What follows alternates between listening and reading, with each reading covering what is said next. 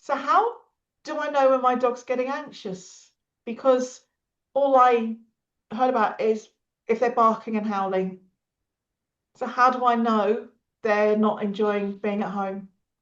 Oh my gosh, Joe, this is a question that is so important. It is so important for folks to understand. And the short answer is it's body language, body language, body language.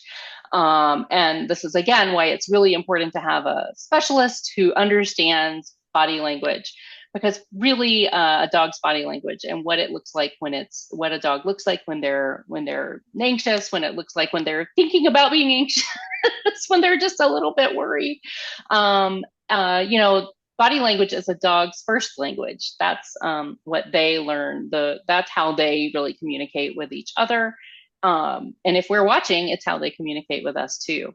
And if you have a dog with separation anxiety, you might notice that they're watching you and picking up on your body language as well. So they're really, really good at it. And this is something that I'm always talking to my clients about and hoping and helping them learn what is it that your dog is saying when they're doing these things. And so there's a lot of, you don't have to wait for howling, barking, crying, ripping the door down or the window, breaking the window. You don't have to wait for these crazy responses to know that your dog is having trouble with separation related issues. There's really wonderful subtle signs. I just was writing about this recently, and that we can see that shows that your dog's anxiety is starting to increase.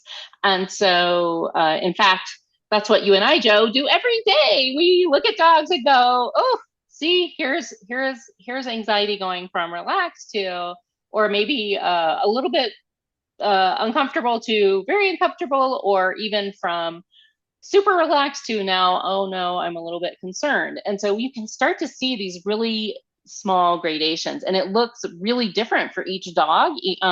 But there are some, so by saying it looks really different for each dog, let me put a caveat in there.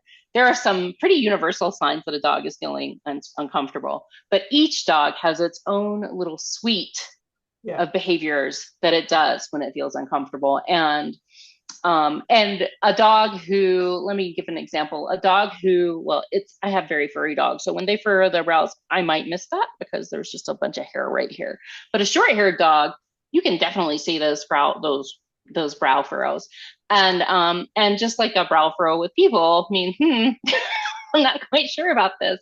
That's the same thing that it can mean for a dog. So we're looking at that body language as a way to assess the dog's level of comfort with situations. So we're not waiting for those huge, destructive, scary behaviors. We're not looking for your dog to be, shaking or trembling or literally urinating out of fear or pooping out of fear. Or I've had a dog who vomited out of fear.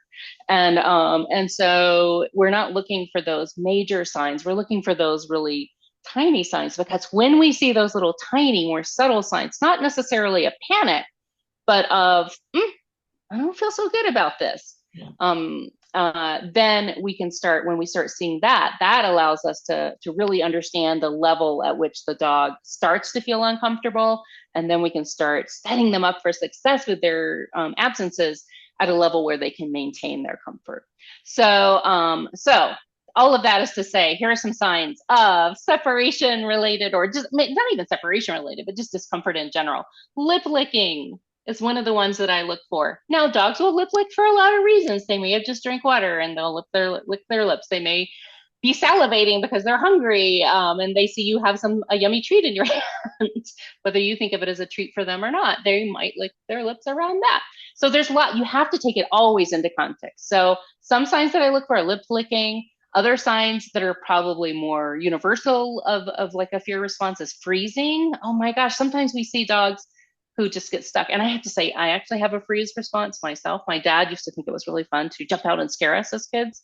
And I got to the point that I don't react. And it's actually sort of freaky for people when they try to scare me, because I'm just like, I just look at them. Because like dogs sort Right. of freeze at the doors, don't they? And Mm-hmm. they're just transfixed. But again, it's like yawning, the lip licking, just because they might be Right. sleepy, so they might lip the lip because they've got a dry mouth. So it's, Right. and a yawn, they just might yawn naturally because Right. they just need a bit of oxygen because maybe they just woken up and shifted position. So it's Right. not necessarily the first sign, but if it continues above more than normal, or like I Mm-hmm. say, bit it's just starting to happen. Maybe there's two or three lip licks, or there's one or Mm-hmm. two yawns, which is more than just a stretch because I'm just getting comfortable. And then it's Mm-hmm. always like, well, let's get the owner back because we don't want it to go and beyond that. But it could Right. be just the ears droop, the tail Mm-hmm. droops, they're just stuck. Oh my Or gosh, I had or a even dog that it's was like doing sniffing squinty. around the exit door. So if there's an exit door, Yes. they sniff around the air gap around the door frame where the Mm-hmm. door meets door frame. That's a common one of, I don't like this.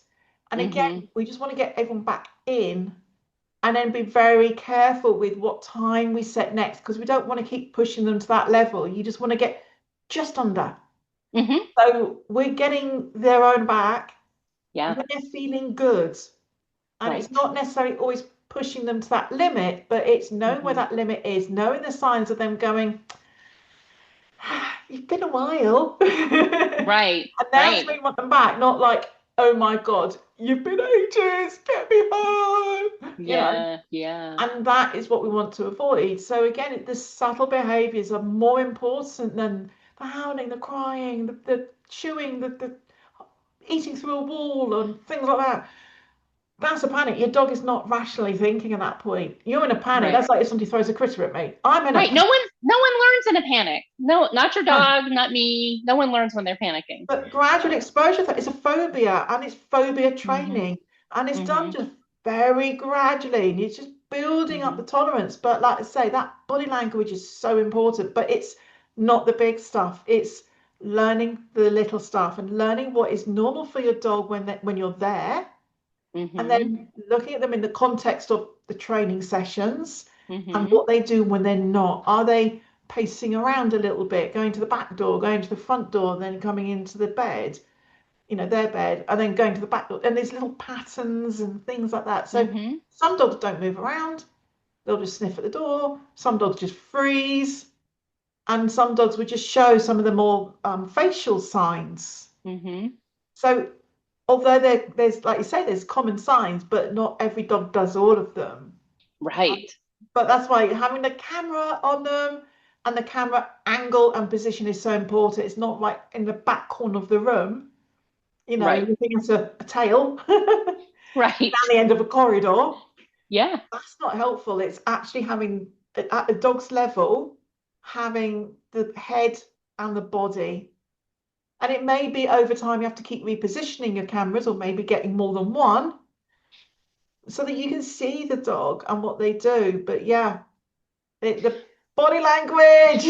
Yes, body language. And here's the thing. I mean, I think the thing that I think is so helpful with the services that we offer is that we're able to identify one of the things I really believe strongly in is helping each guardian identify their dog's unique set of body language behaviors and interpret what that means.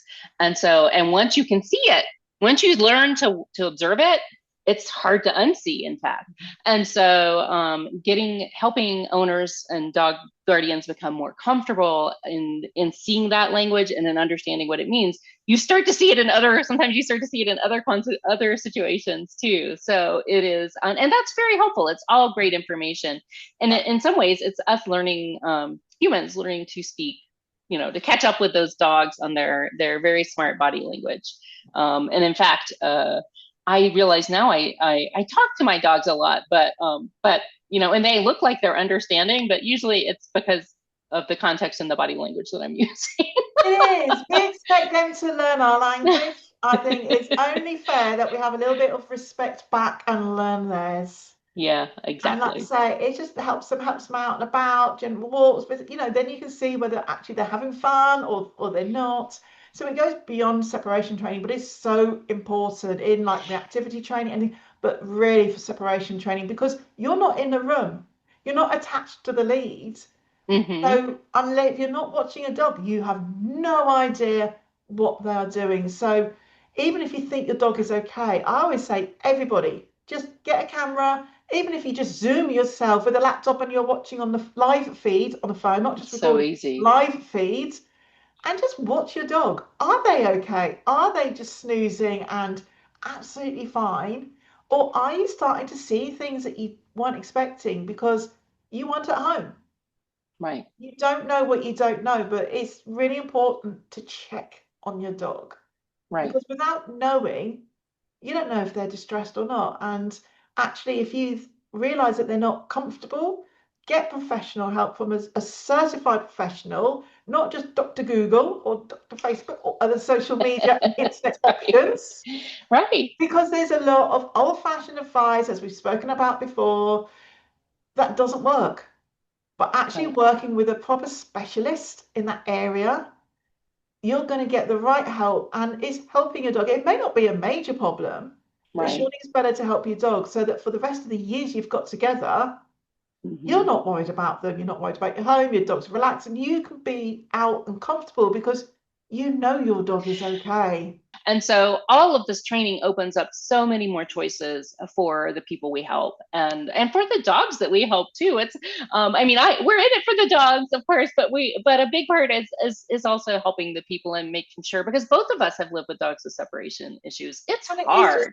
doing normal things, being able to Yeah. go to the shop, being able to Right. Have a go and doctor's meet a appointment. friend for coffee, go and pick up a takeaway, Yeah. Yeah. whatever they are. It's just the Yeah. normal things that you cannot do when you've got a separation dog. Certainly, if you're Hmm. worried about neighbours have complained and things like that, you know, Hmm. you can't do it. You're a prisoner in your own home. You just want a little bit of normality again. Hmm. And so, getting the right help means you just get a little bit of normal life. Nobody's signed up to have a dog that causes them angst like having Hmm. separation anxiety, but it's really common Right. that dogs have this. So it it's not the dog's fault.